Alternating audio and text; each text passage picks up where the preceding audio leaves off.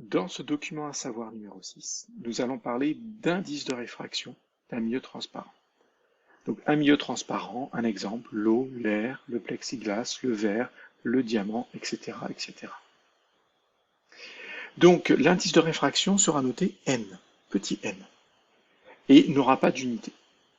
Que représente ce petit n? En fait, c'est une comparaison.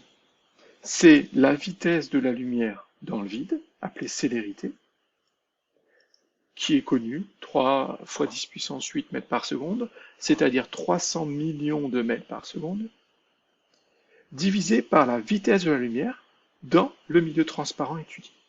Donc si je prends l'indice de réfraction du verre, c'est la vitesse de la lumière dans le vide, divisé par la vitesse de la lumière dans le verre. Donc en fait, on compare la vitesse de la lumière dans le vide à la vitesse de la lumière dans le verre en faisant la division. Et donc cet indice de réfraction est une caractéristique du milieu. C'est-à-dire, on a une information sur le milieu, on a une information sur la vitesse de la lumière telle qu'elle sera dans le milieu. Si la vitesse de la lumière sera plus faible, beaucoup plus faible, énormément plus faible. Parce que la vitesse de la lumière ne peut pas être plus grande que dans le vide. Ça veut dire que C est toujours plus grand que V, donc l'indice de réfraction sera toujours supérieur à 1. C'est ce que je dis ici. Parce que ce nombre-là sera toujours plus grand que celui-ci. Donc, il est supérieur à 1. L'indice de réfraction dans l'air, on dit qu'il est égal à 1 parce que la vitesse de la lumière dans l'air est environ égale, très très proche de la vitesse de la lumière dans le vide. Donc, qu'est-ce qu'on va pouvoir en tirer de plus de ça? Eh bien, en fait, on va pouvoir dire que pour une longueur d'onde donnée, tout milieu transparent et homogène est caractérisé par un indice de réfraction noté n.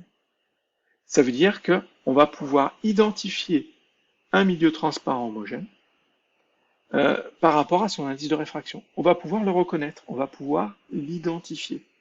Par exemple, si j'ai un indice de réfraction de 1, je me dis mais quel milieu c'est? Et on vient de le voir, c'est l'air. Si j'ai un indice de réfraction de 1,33, on saura que c'est l'eau. Si on a un indice de 1,5, alors on saura que c'est le plexiglas. Donc quand on dit qu'il est caractérisé par un indice, ça veut dire qu'on peut l'identifier grâce à ça. Et ça va en fait entraîner, donc vous avez vu que c'est pour une longueur d'onde donnée, c'est-à-dire pour une lumière colorée bien particulière. Ça veut dire que cet indice de réfraction peut avoir tendance à changer suivant la lumière.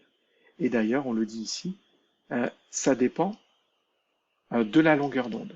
La vitesse de la lumière dans le milieu va dépendre de la longueur d'onde, et du coup, si on change la lumière, on changera la vitesse, et donc on change l'indice de réfraction.